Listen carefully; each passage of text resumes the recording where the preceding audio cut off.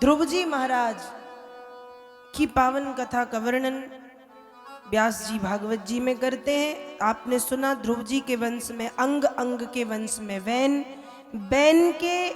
Ban अत्याचारी था, ऋषियों के श्राप से मारा गया। लेकिन बिना राजा के राज्य में अराजकता फैल गई।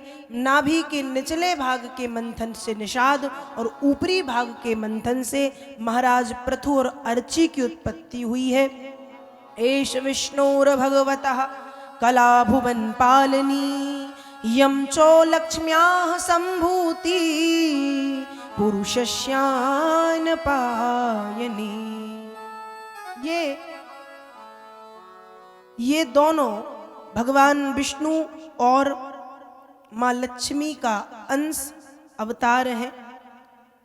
फिर राज्यपाट का सुव्यवस्थित ढंग से पालन करना इन्होंने प्रारंभ किया है।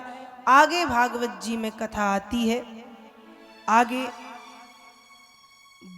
व्यास जी महाराज वर्णन करते हैं कि ऋषभदेव नाम के एक श्रेष्ठ राजा थे। ऋषभदेव नाम के एक श्रेष्ठ राजा थे। ऋषभदेव जी के 100 पुत्र थे। जीवन के अंतिम क्षणों में इन्होंने वैराग्य धारण कर लिया। वैराग्य राग रसिको भव भक्ति निष्ठा। जब जीवन का अंतिम क्षण आया तो विरक्त हो गए और कम से कम चीजों में जीवन यापन करने लगे, ज्यादा से ज्यादा भजन करने लगे। जीवन के अंतिम क्षणों में ऋषभदेव जी महाराज ने अपने पुत्रों को और अपनी प्रजा को ज्ञान का उपदेश दिया है। ज्ञान का उपदेश कैसा? नायम देहो देह भाजाम नृलोके कष्टान कामान रहते विंभुजाम ये तपो दिव्यम पुत्र कायेन सत्वम शुद्ध ये तस्माद ब्रह्म सौख्यम त्वनंतम।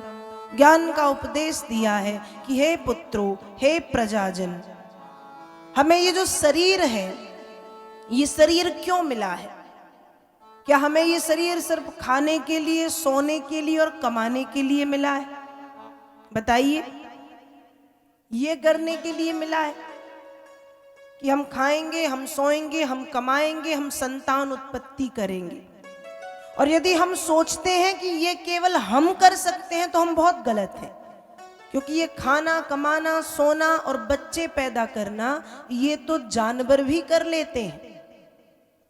मनुष्य में और जानवर में फर्क क्या है? आहार निद्रा भय मैथुनम चो सामान्य में तत्पशुभिर नराणाम। आहार हम खाते हैं, जानवर खाते हैं। मैथुन आहार, निद्रा हम सोते हैं, जानवर सोते हैं। भय हमें डर लगता है जानवर से, जानवर को डर लगता है हमसे। मैथुनम हम संतान उत्पत्ति करते हैं तो जानवरों के भी बच्चे होते हैं। फर्क क्या है? कोई फर्क है? हम खाते हैं दाल चावल सब्जी रोटी अचार चटनी पापड़ मीठा, इतना ही खाते हैं ना। जानवर क्या खाते हैं? उनका जो भोजन है वो करते हैं। हम सोते हैं बिस्तर पे, गद्दे पे, कभी पंखा है, कभी कूलर है, कभी एसी है। गाय गौशाला में, घोड़ा घुड़शाला में सोता अस्तबल में, हाथी अपने स्थान पे, कुत्ता बिल्ली अपने स्थान पे सोते हैं। तो नींद तो उनको भी आती है, सोते ये भी हैं। हमें डर लगता है सर्प से, बिच्छू से, इनको भी हमसे डर लगता है। हम संतान उत्पत्ति करते हैं तो जानवरों के भी बच्चे होते हैं। तो कहा अंतर कहाँ है? जानवर और मनुष्य में कोई अंतर नहीं है, दोनों की क्रियाएं बिल्कुल एक सी है। इसलिए मनुष्य को चाहिए कि ऐसे सुख को प्राप्त करने का हम प्रयत्न करें जिस सुख का कभी अंत नहीं होता, जिसे हम अनंत सुख कहते हैं। क्योंकि ये संसार का जो क्षणिक सुख है ये मनुष्य के साथ साथ पशु पक्षी और जानवरों को भी मिल जाता है। लेकिन एक सुख ऐसा है जो केवल मनुष्य को मिल सकता है, और वो सुख हमें भगवान के नाम में मिलेगा। वो सुख ऐसा सुख है कि यदि वो सुख जीवन में एक बार आ गया तो वो सुख जाने वाला नहीं है।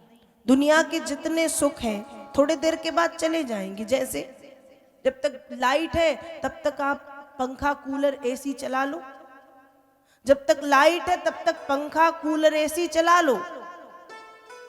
लेकिन लाइट बंद हो गई, लाइट चली गई, तो पंखा कूलर एसी का सुख समाप्त हो गया। भूख लगी है, भोजन किया, भोजन का सुख समाप्त। नींद आ रही थी, सो गए, उठ गए तो फिर सुख समाप्त। तो ये जो सुख है ये क्षणिक है, इसलिए मनुष्य को ऐसे सुख को प्राप्त करने का प्रयत्न करना चाहिए जिस सुख का कभी अंत नहीं होता, जिसे हम अनंत सुख कहते हैं। और कहा तपो दिव्यम, कहा तपस्या करने से, भगवान नाम का आश्रय लेने से वो सुख की प्राप्ति होती। ऋषभ देव जी ने अपने पुत्रों को ज्ञान का उपदेश दिया। ऋषभ देव जी के 100 पुत्र थे, इनके बड़े पुत्र का नाम था भरत। भरत को इन्होंने राज्यपाट सौंपा कि अब तो मैं राज्यपाट छोड़ रहा हूं, इसलिए मेरे बदले तुम अब राज्यपाट संभाल लो। भरत जी को राज्यपाट सौंपा, भरत राजगद्दी पर बैठे। भरत शब्द की बहुत बड़ी महिमा बताई गई है। भागवत जी में जो भरत हैं उनके लिए कहा गया है भरतर्षभः महायोगी। भरत एक महायोगी थे। रामचरितमानस में भरत जी के लिए कहा गया भरत महा महिमा जल राशि, मुनिमति तीर ठाढ़ी अवलासी। कहा समुद्र की गहराई को नापा जा सकता है, लेकिन भरत के हृदय की गहराई को नापना कठिन है। गुरु वशिष्ठ जैसे ज्ञानियों की बुद्धि काम करना बंद करती है और किनारे पर आकर के खड़ी हो जाती है।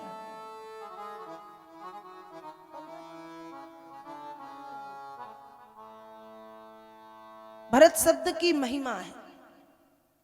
भागवत के भरत,